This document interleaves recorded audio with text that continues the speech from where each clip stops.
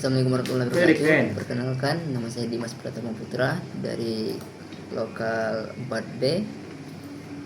Baik, saya akan menjelaskan tugas UAS dari Bu Asmara. Yang pertama yaitu pertanyaannya yaitu apa yang kamu ketahui tentang perencanaan pembelajaran dan jelaskan dengan contoh. Perencanaan pembelajaran adalah proses menyusun langkah-langkah kegiatan belajar mengajar yang sistematis, mulai dari menentukan tujuan, materi, metode, media, hingga evaluasi pembelajaran. Tujuan utama adalah agar proses pembelajaran berjalan efektif dan efisien, serta siswa dapat mencapai kompetensi yang diharapkan. Kompetensi dasar atau yang biasa disebut KD. Indikator pencapaian kompetensi, tujuan pembelajaran, materi ajar, metode dan strategi, media dan sumber belajar, penilaian hasil belajar. Contohnya, mata pelajaran Al-Quran Hadis kelas 7 MTS misalnya, KDA 3,11, memahami Quran Surah Al-Baqarah ayat 2 tentang Al-Quran sebagai petunjuk hidup. Tujuan pembelajaran, siswa mampu menjelaskan kandungan Quran Surah Al-Baqarah ayat 2 dan menerapkannya dalam kehidupan sehari-hari. Metode diskusi kelompok dan ceramah seperti media video, tafsir singkat, mushaf Al-Quran. Penilaian, tes lisan dan tugas, membuat ringkasan isi ayat. Selanjutnya yaitu pertanyaan yang kedua yaitu bagaimana analisis kompetensi dasar pada PMA 347 tahun 2022 pada mata pelajaran Al-Quran Hadis. Jelas dengan contoh PMA No 347 tahun 2022 adalah peraturan Menteri Agama yang mengatur kurikulum pada madrasah termasuk Al-Quran Hadis. Analisis kompetensi dasar atau KD berarti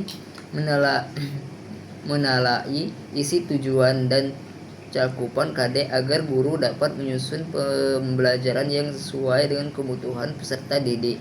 Contoh analisis KD yaitu mengidentifikasi isi kandungan Al-Quran Surah Al-Hujr ayat 13 tentang pentingnya keragaman dan persaudaraan.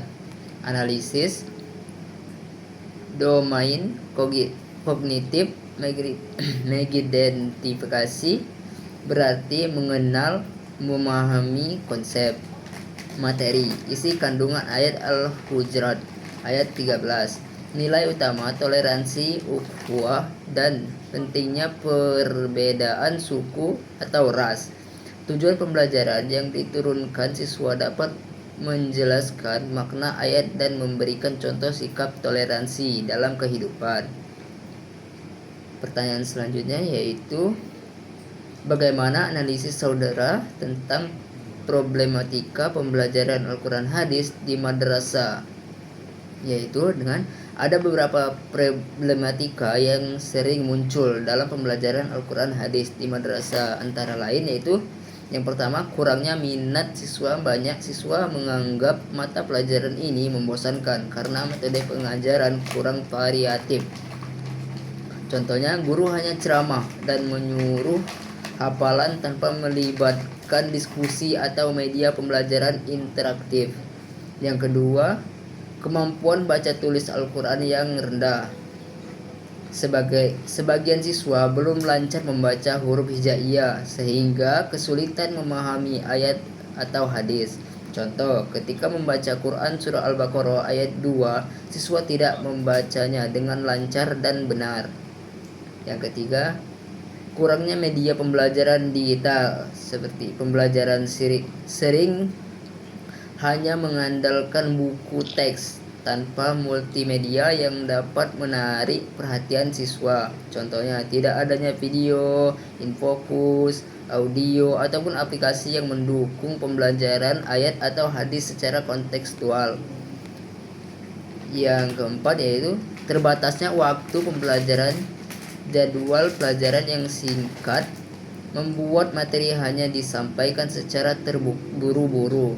Contohnya 1 jam pelajaran tidak cukup untuk membaca ayat, memahami kandungan, dan melakukan evaluasi. Sekian dari saya akhiri. Wabillahi muwaffiq illa aqwamit thoriq. Wassalamualaikum warahmatullahi wabarakatuh.